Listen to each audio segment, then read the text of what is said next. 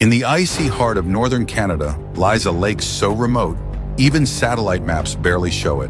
But in 1930, something terrifying happened here. An entire village, men, women, children, vanished without a trace. It all began in November 1930.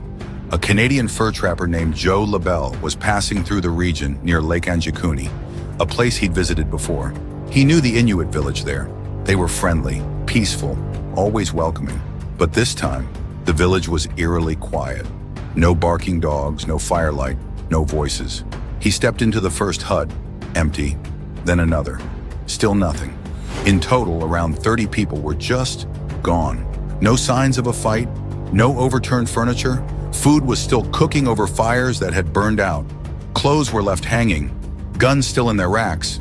It was like everyone had stood up and walked out.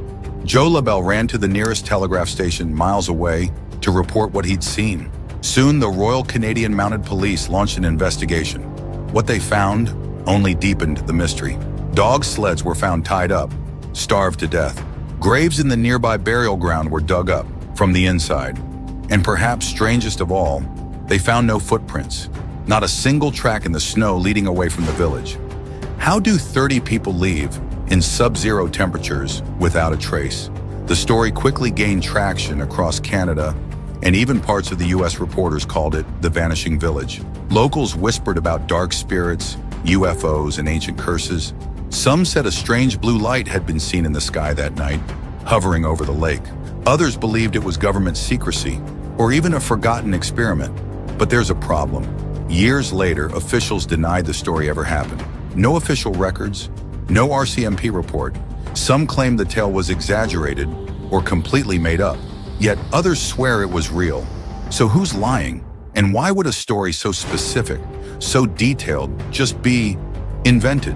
Decades later, Lake Anjikuni remains untouched, frozen in time and mystery. No bodies were ever found, no explanations ever confirmed, just one terrifying truth. Something happened there. And whoever or whatever was responsible left behind only questions. Maybe they'll return, or maybe next time the village that disappears won't be so remote. If this made you question reality, hit that subscribe button, because this isn't the only story lost in time, and we're just getting started.